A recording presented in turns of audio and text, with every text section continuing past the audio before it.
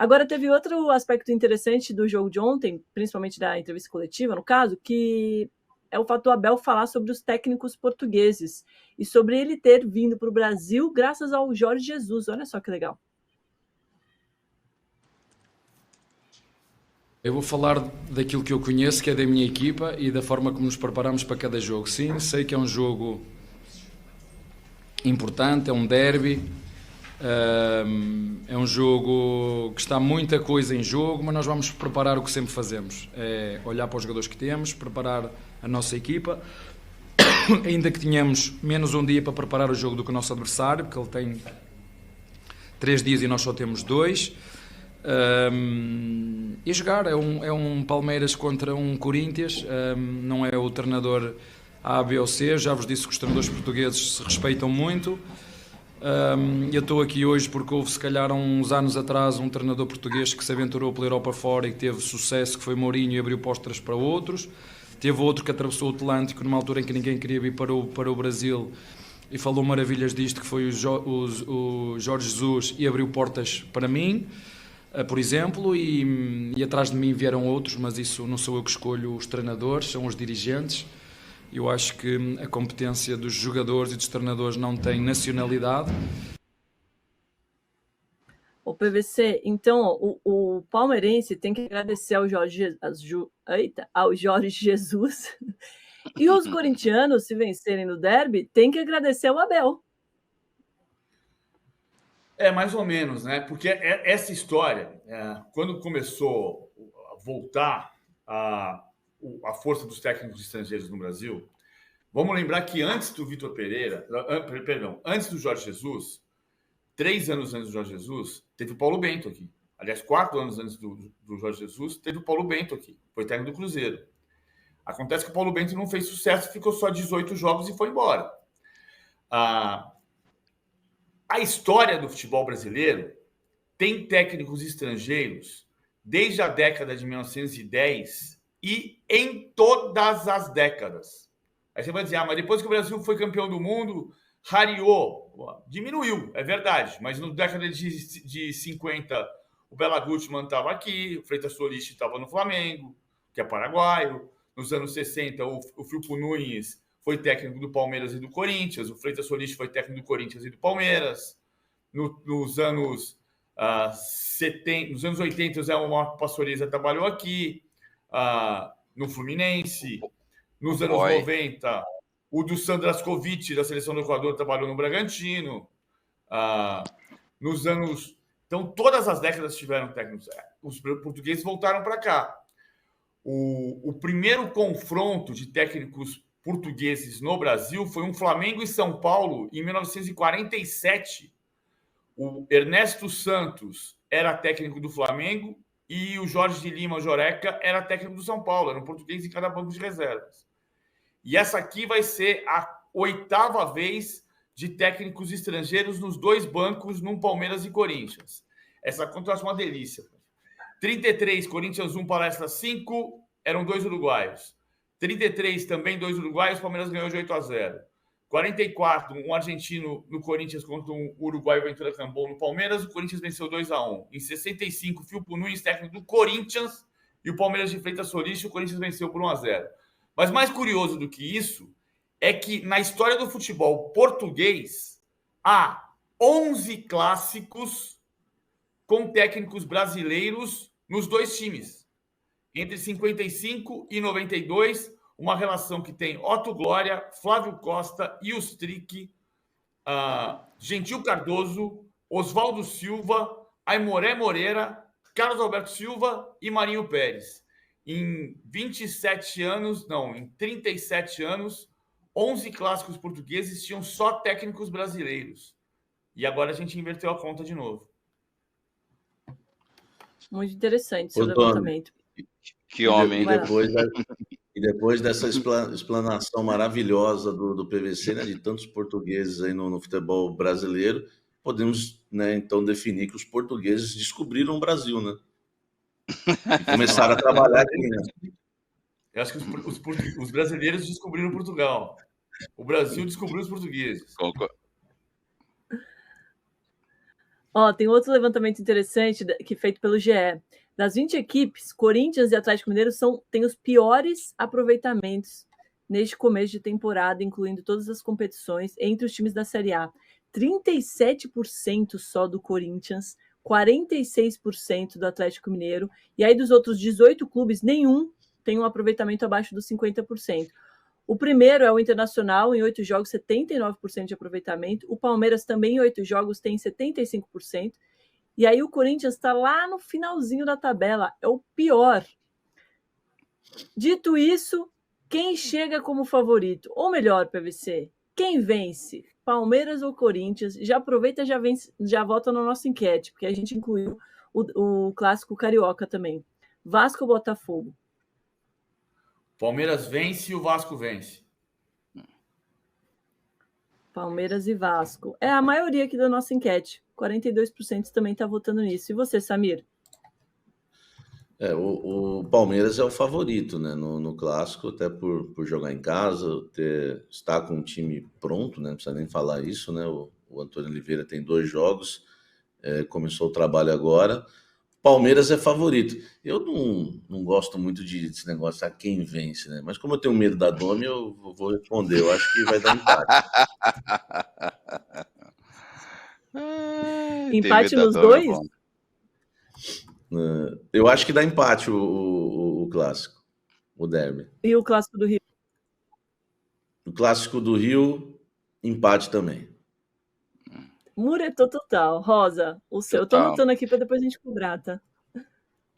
Olha, eu não gosto. Eu vou um pouco nessa linha aí essa coisa de aproveitamento, a gente sabe de uma coisa, sabe basicamente nada, porque o que vale, como diz Abel disse ontem quando perguntaram para ele que ele completou a 150ª vitória no comando do Palmeiras, né, que é um feito, se você for analisar a quantidade de jogos que tem. Ele de jeito dele, se vale esse título, estaria tudo bem, mas para mim não vale nada. O que vale são os títulos, as conquistas. Faltou alguém falar para ele assim: olha, para você conquistar título, você precisa vencer as partidas, né? Então é um caminho. Ou ganhar os pênaltis. Ou ganhar nos pênaltis, não tem jeito, né? Então você chega, para você chegar em algum lugar, você precisa vencer as partidas, mas brincadeiras à parte. Derby, gente, assim, depois daquele derby que o Corinthians estava mal, né, e o Palmeiras amassou o Corinthians, fez 2-0, depois o Piquerez fez um gol contra, e o Paulinho teve aquela bola no meio ali, o Corinthians estava numa crise, uma draga danada, o Paulinho, se fosse o Paulinho de outras vezes, empatasse 2-2, a gente não tem, como diz o Lima Duarte, vocês não sabem o que é um Palmeiras e Corinthians, então não dá para apontar, ainda mais que o jogo vai ser em Barueri, um campo que o Palmeiras não está tão acostumado, não dá, assim, eu não vou ficar em cima do muro, eu aposto no Palmeiras, mas não vai ser esse jogo mamão com açúcar não, entendeu? Vai ser um jogo como todos os derbys, a gente tem que entender, eu, PVC, Samir, Domi, a gente sabe que esse clássico é um clássico diferente, é um clássico que o Palmeiras vai ter o campo, vai ter só torcida palmeirense, infelizmente.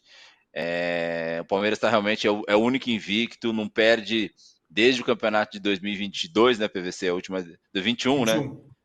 21, né? 2 gols do Roger Guedes. 2 gols, não perde desde. Na fase de grupos, né? O Palmeiras não perde na fase de grupos do Paulistão desde 2021, né? Que é o primeiro que o Abel disputou, né? Então você vê como o Palmeiras chega forte, é um time muito difícil de ser batido. O Abel perdeu para o Silvinho o jogo do 2-1, 2 gols do Roger Guedes. Era o Abel técnico do Palmeiras e o Silvinho técnico do Corinthians. E eu falei da relação dos técnicos estrangeiros, Palmeiras e Corinthians, eu citei os 4 lá dos anos 30 e 40, mas teve os 3 recentes que foram Abel Ferreira contra Vitor Pereira, 3 vitórias do Palmeiras, 2-1 no Allianz Parque, 3-0 em Barueri e 1-0 na Neoquímica Arena, 3 vezes 2 portugueses em Palmeiras e Corinthians, Abel versus Vitor Pereira. É a quarta vez de 2.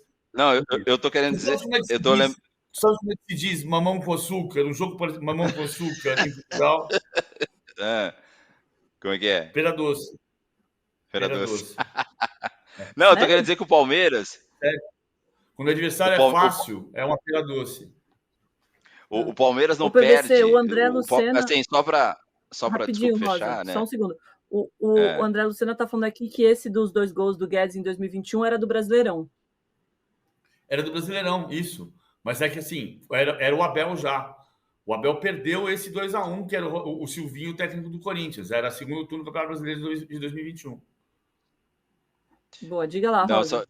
não, só É que eu não tô querendo vi a dizer. estatística do Paulista. Eu tô falando do Abel nos derbys. Então, a última vez foi o Silvinho que venceu contra o Abel. Eu estava dizer, só para fechar, que o Palmeiras no Paulistão, na fase de grupos, não perde desde 2021, né? É isso, né, PVC? Aquele jogo contra a Inter de Limeira, o jogo contra a Inter de Limeira comandado por Thiago Carpini, né? Que é isso. É muito difícil ser batido, né? Muito difícil. Então, assim, isso conta que o Palmeiras é favorito. Assim, não, na fase de grupos não perdeu ano passado. Na fase de grupos, sim. Na fase de grupos não perde desde 21. Ô, Rosa, e quem que você vota no clássico Botafogo-Vasco? Eu voto no Vasco. Acho que o Vasco é a chance que o Vasco tem para se classificar. Porque se o Vasco não ganhar do Botafogo, dificilmente se classifica entre os 4. Para ser do contra aqui, entre você e o PVC, eu vou votar Corinthians e Botafogo. E aí, segunda-feira, a gente vê quem é que vai pagar o café. Vou dar uma acelerada aqui, porque temos quadro de finanças hoje ainda, mas queria que você falasse, Samir, da sua coluna de hoje. O Corinthians ainda está de olho no lateral esquerdo. Conta aí, quem é? Isso, Domi. O Corinthians ainda pretende, né, contratar um lateral esquerdo no mercado da bola. Existem alguns nomes aí sendo monitorados, né, não tem um alvo definido. O Riquelme está na pauta, jogador, né, que pertence ao Cuiabá, 20 anos. Também a gente vê aí na imagem, né, ele com a camisa da seleção brasileira, né, disputou o pré-olímpico. É um atleta que agrada o Antônio Oliveira, porque o Antônio Oliveira quer aumentar a estatura da defesa. Ele tem 1,84 m, né, o Riquelme, tecnicamente é muito bom. Só que o Corinthians tem outros nomes também que estão sendo monitorados. Por quê? Porque o Riquelme não é um jogador fácil de você tirar do Cuiabá.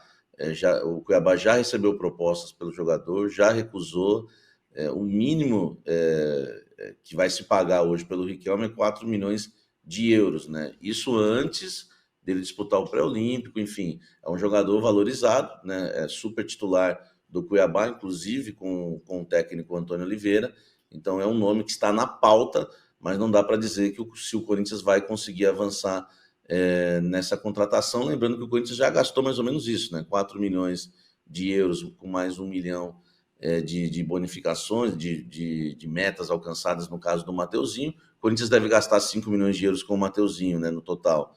E é mais ou menos o que custa aí o Riquelme no mínimo. Então o Corinthians tem outros nomes na pauta também. A questão do zagueiro foi mais ou menos uma estratégia parecida, porque o Corinthians foi para cima do Kaká do Atlético Paranaense, mas antes o Corinthians mirava um nome mais forte, um jogador até mais caro.